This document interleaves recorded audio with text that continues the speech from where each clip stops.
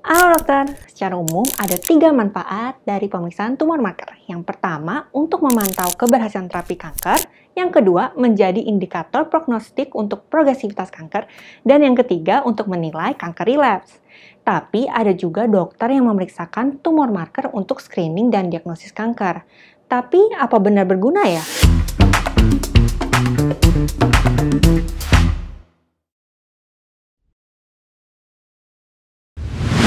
Nih, coba kita bahas beberapa tumor marker deh. Yang pertama, tumor marker CA125 untuk kanker ovarium. Dari satu studi kohort didapatkan kalau positif predictive value-nya cuma 10%. Jadi, kalau kita screening 10.000 orang asimptomatik dan anggap aja 1.000 orang ada yang mendapatkan hasil positif, ternyata orang yang tesnya positif dan benar-benar terkena kanker ovarium itu cuma 100. Sementara 900 lainnya tidak mengalami kanker. Lah, tapi 900 orang ini pasti bakal disuruh melakukan pemeriksaan lanjutan yang biasanya lebih invasif. Nah, tapi kita juga perlu ingat, kalau semakin invasif pemeriksaannya, resiko komplikasinya juga semakin besar. Udah gitu, kita juga harus ingat kalau sebenarnya CA125 itu bisa meningkat pada kondisi menstruasi, kehamilan, dan endometriosis. Nah, sebelum kita bahas satu tumor marker lagi, udah tahu belum e-course Alomedica ada di website alomedica.com loh. E-course ini dibawakan langsung oleh ahlinya, dan kerennya kapan aja dan di mana aja dokter bisa langsung kerjain e-course-nya.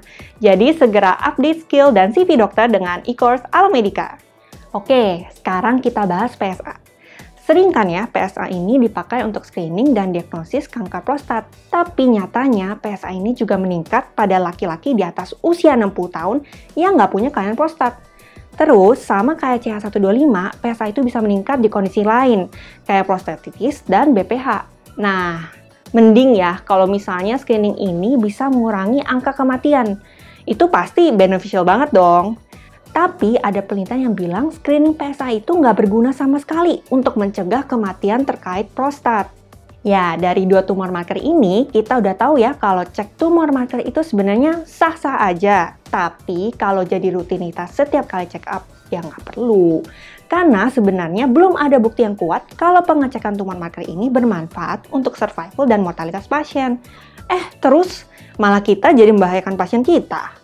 Semoga tips dari Alomedica kali ini membantu dokter untuk menjelaskan ke pasien kenapa tumor marker itu nggak usah sering-sering dicek. Simple, terlalu banyak positif palsunya, dan malah bikin pasien jadi periksa-periksa pemeriksaan invasif yang nggak perlu. Pasien juga malah jadi ketakutan. Baca lebih lengkap studi tentang tumor marker lainnya melalui link di description box ya. Like dan share supaya semakin banyak dokter yang tahu info ini. Dan subscribe channel Alomedica serta nyalakan lonceng notifikasi agar selalu up to date dengan video selanjutnya. Jadi dokter andal dalam genggaman, salam Alomedica!